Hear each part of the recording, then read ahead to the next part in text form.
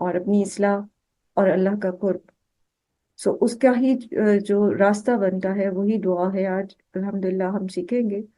اللہم، اے اللہ، انی، بے شک اسألوکا، میں تجھ سے سوال کرتا ہوں، فعل الخیرات، نیکیوں کے کرنے کا، وترک المنکرات، اور برائیوں کو چھوڑنے کا.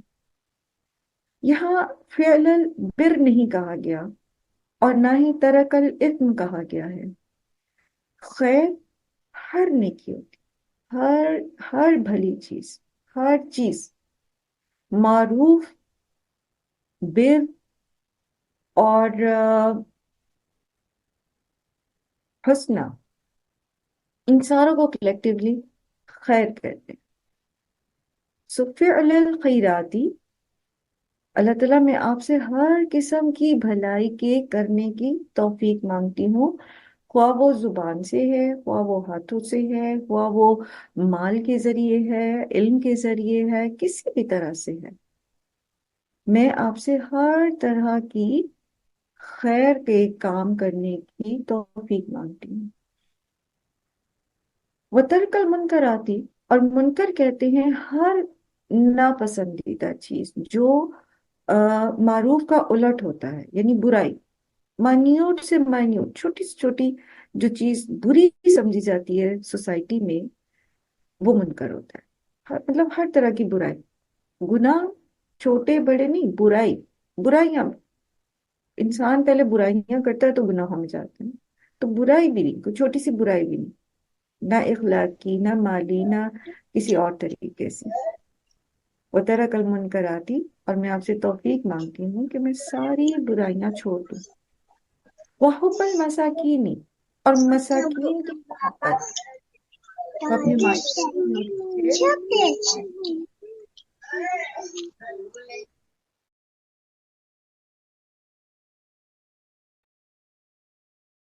وحب المساکینی، اور مساکین کی محبت. اب ہم نے بارہا سیکھا کہ صدقہ، مالی صدقہ جو ہے وہ اس کے کتنے فائدے ہیں. سو مالی صدقہ آپ تبھی مسکین پہ کر سکیں گے جب کہ آپ اس کی کیئر کرتے ہوں گے. اور صرف مالی صدقہ ہی نہیں، مساکین کو صرف مال کی ضرورت نہیں ہوتی.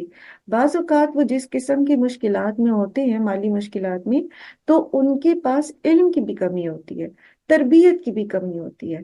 سو جب تک ہمیں ان سے محبت نہیں ہوگی، ہم ان کی خیر خواہی نہیں کر سکیں گے.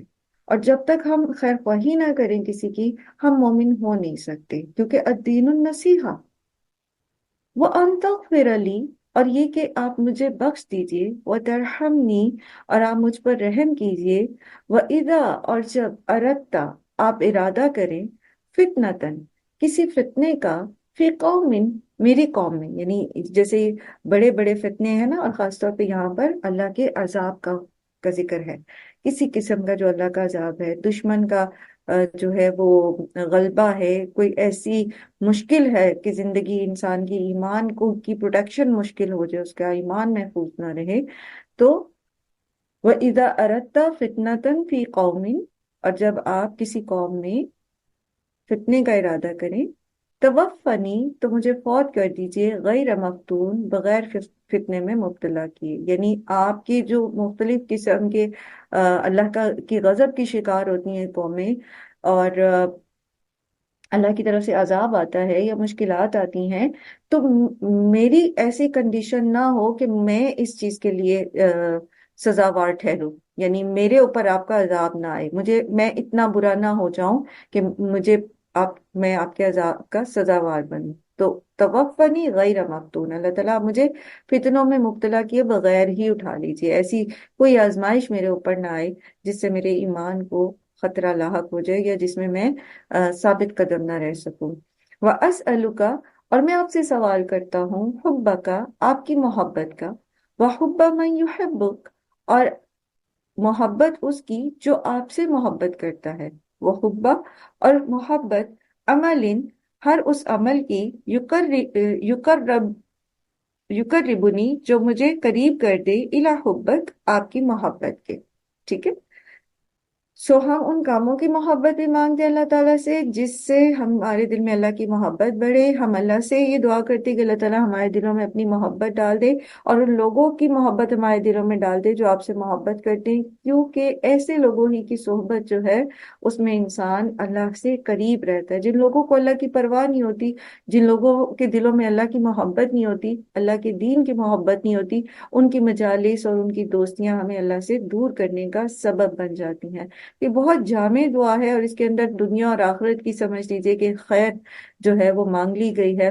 تو جہاں آپ نے دوسری دعاؤں کو اپنے لکھا ہوا ہے یا جمع کیا ہے موبائل میں جہاں سے آپ روز پڑھتے ہیں، تو وہاں آپ اس دعا کو بھی ایڈ کر لیجئے. میں نے اپنے گھر میں اس وقت ایک وہ وائٹ بورڈ سٹینڈ پہ رکھا ہوا ہے. ہم وہ ویسے چکے جس پہ سے آپ لوگ پڑھتے ہیں تو وہی والا بورڈ میں نے وہاں رکھ دیا. اب اس کے اوپر نا روز میں ایک چھوٹا سا ذکر لکھ دیتی ہوں، یا دعا، ذکر اور تسبیح اور استغفار کا کوئی کلمہ لکھ دیتی ہوں. کوئی ایسی چیز جو میں چاہتی ہوں کہ بچے میرے آتے جاتے گھر والے ان کی نظر پڑے تو وہ پڑھتے رہیں. تو آپ یہ بھی کر سکتے ہیں. آپ کے پاس جو بھی کوئی ایسا ذریعہ ہو، کوئی کاغذ پہ لکھ کے لگا دیں کسی جگہ پر. آپ کے گھر کوئی بچوں کے سم ٹائم چھوٹے بورڈز ہوتے ہیں، وہ رکھ دیں کہیں پہ لکھ کے، یعنی ایسی جگہ پر جہاں پر سب کی نظر پڑتی ہو آپ یہ لکھ کر لگا سکتے ہیں. تو یہ دعائیں بھی اس طرح آپ کر سکتے ہیں، جو زیادہ طویل نہ ہو ان کو لکھ دیں اور آتے جاتے سب پڑھیں گے، آپ بھی پڑھتے رہیں گے تو آپ کو بھی زبانی یاد ہو جائیں گی انشاءاللہ. چلیں آگے چلتے ہیں اور آج کی حدیث انشاءاللہ اربعین نووی سے ہم سیکھیں گے. ابو ذر رضی اللہ عنہ سے روایت ہے ایزن اسی طرح، ان ناسا من اصحاب رسول اللہ صلی اللہ علیہ وسلم، بے شک لوگوں نے اللہ کے رسول صلی اللہ علیہ وسلم کے اصحاب میں سے، قالوا لنبی جی صلی اللہ علیہ وآلہ وسلم، انہوں نے نبی صلی اللہ علیہ وآلہ وسلم سے کہا، یا رسول اللہ، ذهب اہل الدثور بالاجور، اہل ثروت لوگ جو ہیں، مالدار لوگ جو ہیں، وہ اجر کما گے. یصلون کما نصلی، وہ ویسے ہی نماز پڑھتے ہیں جیسے ہم نماز پڑھتے ہیں. ویصومون کما نصوم، اور وہ ویسے ہی روزے رکھتے ہیں جیسے ہم روزے رکھتے ہیں. ویتصدقون بفضول اموالہم، اور جو ان کا زائد مال ہے اس میں سے وہ صدقہ کرتے ہیں. یعنی جیسا ہم نماز روزہ کرتے ہیں وہ بھی کرتے ہیں، لیکن ان کے پاس چونکہ مال ہے تو وہ اپنے زائد مال میں سے صدقات کر کے اجر کما جاتے ہیں. قال، تو نبی صلی اللہ علیہ وآلہ وسلم نے فرمایا، اولا لیس قد جعل اللہ لکم ما تصدقون، کیا و اور لیسا نہیں، قد یہ تحقیق، جعل اللہ بنایا اللہ نے، لکم تمہارے لیے، ما تصدقون جو تم صدقہ کر سکو. یعنی اللہ نے تمہیں کچھ نہیں دیا جو تم صدقہ کر سکو. بہت غریب تھے یہ لوگ جو تھے اصحاب صفہ میں سے، کچھ بھی ان کے پاس مال نہیں تھا. تو ان سے کہا، اللہ تعالیٰ کے رسول صلی اللہ علیہ وسلم نے کہا کہ اچھا تمہارے پاس کچھ نہیں ہے کہ تم صدقہ کرو. ان لکم بے شک تمہارے لیے، بکل تسبیحۃ صدقہ، تم میں سے ہر ایک کے لیے سبحان اللہ کہنا صدقہ ہے. وَكُلِّ تَكْبِيرَةٍ صَدَقَةٌ، اور ہر ایک کے لیے اللہ اکبر کہنا بھی ایک صدقہ ہے، یعنی اس کی طرف سے صدقہ ہے. وَكُلِّ تَحْمِيدَةٍ صَدَقَةٌ، اور تم میں سے ہر ایک کے لیے الحمدللہ کہنا بھی صدقہ ہے. وَكُلِّ تَحْلِيلَةٍ صَدَقَةٌ، اور ہر ایک کے لیے لا الہ الا اللہ کہنا صدقہ ہے. وَأَمْرٍ بِالْمَعْرُوفِ صدقہ، اور نیکی کا حکم دینا صدقہ ہے. وَنَهِي عَنِ الْمُنْكَرِ صدقہ، اور برائی سے روکنا بھی صدقہ ہے. وَفِي بُضْعِ أَحَدِكُمْ صدقہ، اور تم میں سے کسی کا اپنے بیوی کے پاس جانا بھی صدقہ ہے. قالوا، تو انہوں نے کہا، یا رسول اللہ، اَيَأْتِي أَحَدُنَا شَهْوَتُهُ وَيَكُونُ لَهُ فِي حَاجَةٌ، کہ جب ہم میں سے کوئی محض اپنی شہوت پوری کرنے کے لیے بیوی کے پاس جاتا ہے تو پھر بھی کیا اس میں اس کے لیے اجر ہوتا ہے؟ قالا، تو اللہ کے رسول صلی اللہ علیہ وآلہ وسلم نے فرمایا، ارأیتم لو وضعها فی حرام، کیا تم یہ نہیں دیکھتے کہ اگر تم اس کو پاتے حرام میں، یعنی تم شہوت کو پورا کرنے کے لیے حرام کاری کرتے، اکان علیہ وزر، تو کیا پھر یہ تمہارے لیے گناہ کا بوجھ نہ ہوتا؟ فَكَذَلِكَ إِذَا وَضَعَهَا فِي الْحَلَالِ، اور اسی طرح جب کہ تم نے اس کو حلال سے پورا کیا، کَانَ لَهُ أَجْر، تو اس کے لیے اجر ہے۔ سبحان اللہ، سبحان اللہ، سبحان اللہ وبحمدہ، سبحان اللہ العظیم۔ ہمارا دین اتنا خوبصورت ہے، اور کہیں پر بھی کسی کو بھی کسی قسم کی احساس محرومی میں نہیں رہنے دیتا۔ حتیٰ کہ اگر انسان نیک ہے اور نیکی کرنا چاہتا ہے اور اس میں وہ اپنے آپ کو مجبور پاتا ہے، تو اس کے لیے بھی کتنے راستے ہیں۔ اسلام امید کا دین ہے، اسلام مثبت سوچ کا دین ہے، اسلام کامیابی کا دین ہے ہر حال میں، سوائے اس کے کہ کوئی خود ہی دلچسپی نہ رکھتا ہو۔ اب اس حدیث کو ویسے تو بیان کرنے کی ضرورت نہیں ہے، لیکن ایک چیز جو اس میں سمجھنے کی ہے وہ یہ ہے کہ دنیا میں جہاں تک سبحان اللہ والحمد للہ ولا الہ الا اللہ واللہ اکبر کہنا صدقہ ہے اور اس سے نیکیاں ہم کماتے ہیں، تو یہ سب معلوم ہے، ٹھیک ہے، اور ہم سب پڑھتے بھی ہیں اور کوشش بھی کرتے ہیں، پورے شعور کے ساتھ پڑھتے۔ جیسے پہلے بھی ہم نے پڑھا تھا کہ سبحان اللہ کہنا جو ہے وہ میزان کو بھر دیتا ہے، اور الحمدللہ کہنا زمین اور آسمان کے بیچ میں جو کچھ ہے اس کو بھی بھر دیتا ہے، اور لا الہ الا اللہ ایک پلڑے میں ڈالا جائے گا میزان میں، اور دوسرے پلڑے میں زمین اور آسمان پورے رکھ دیے جائیں گے، تب بھی لا الہ الا اللہ جو ہے وہ بھاری رہے گا۔ سو یہ معمولی کلمات نہیں ہیں، ہاں ان کو شعور کے ساتھ جب ہم ادا کرتے ہیں تو اس سے پھر ان کو پڑھنے کا تو جو ثواب ملتا ہے سو ملتا ہے، لیکن اس سے ہماری تربیت جو ہوتی ہے وہ بہت زبردست ہے اگر ہم شعور کے ساتھ پڑھتے ہیں۔ مثلا جب ہم کہتے ہیں سبحان اللہ، تو سبحان اللہ کا مطلب یہ ہوتا ہے کہ اللہ سبحانہ و تعالی بلند ہے، وہ اس چیز سے بلند ہے۔ کس چیز سے؟ ہر عیب سے، ہر کمزوری سے، ہر ضرورت سے جو اس کی مخلوق کو لاحق ہو سکتی، ہر شرک سے، ہر خرابی سے۔ اس کی صفات پاک ہیں اس بات سے کہ کہیں ان کے اندر تعطل آتا ہو، یعنی اس کی صفات جو ہیں وہ سب کی سب مبالغے کی حد تک جو ہے وہ کامل ہیں، ان میں کسی قسم کا نقص نہیں ہے، اللہ تعالیٰ کہیں پر مجبور نہیں ہے۔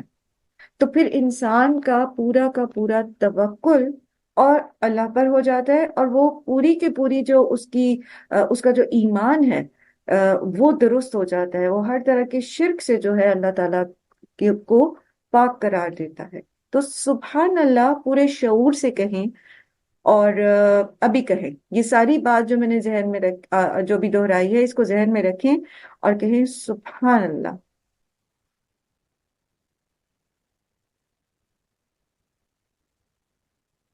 اسی طرح الحمدللہ، الحمدللہ شکر کے کلمات ہیں، یعنی منعم کی تعریف کرنا، نعمت دینے والے کی تعریف کرنا، اس کی نعمت کو اکنالج کرتے ہوئے، مانتے ہوئے، سمجھتے ہوئے اس کا شکریہ ادا کرنا۔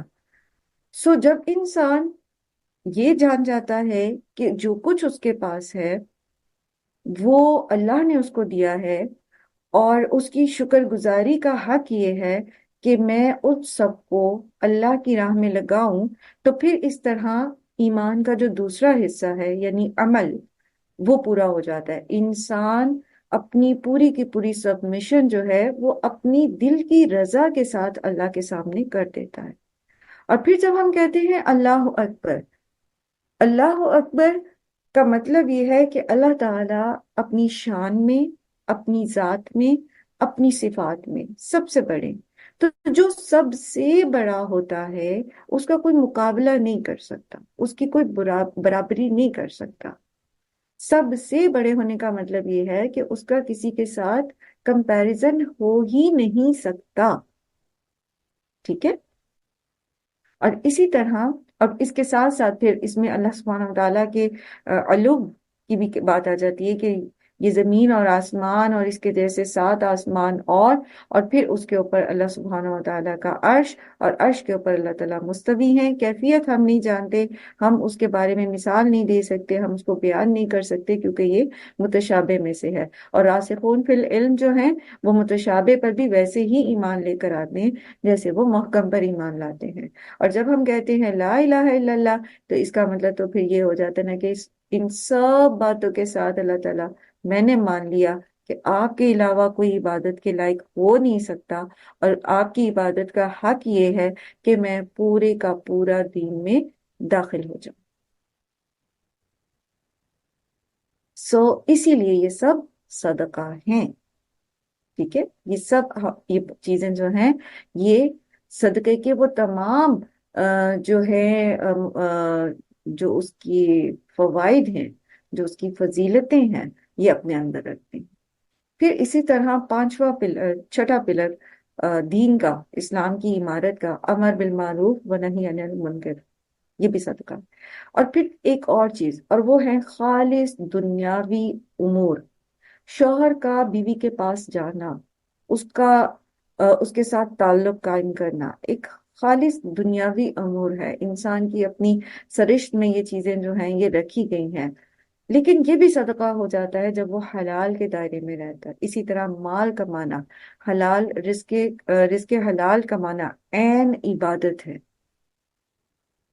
اور جب شوہر حلال رزق کماتا ہے اور پھر وہ اس میں سے اپنی محنت کی کمائی میں سے اپنی بیوی کو کھلاتا ہے، ایک لقمہ اس کے منہ میں ڈالتا ہے، اولاد سے تو ویسے ہی ایک خاص محبت ہوتی ہے نا، وہ اللہ تعالیٰ سے کی طرف سے قدرتی ہوتی ہے، لیکن بیوی سے جو محبت ہے اس کا اظہار کرنا اور اسی طرح اس کو اس پہ خرچ کرنا، تو یہ شوہر کی طرف سے صدقہ ہو جاتا ہے۔ سبحان اللہ۔ تو خالص دنیاوی امور کو بھی جب ہم اللہ کی رضا کی خاطر کرتے ہیں تو وہ بھی ہماری طرف سے صدقات ہو جاتے ہیں۔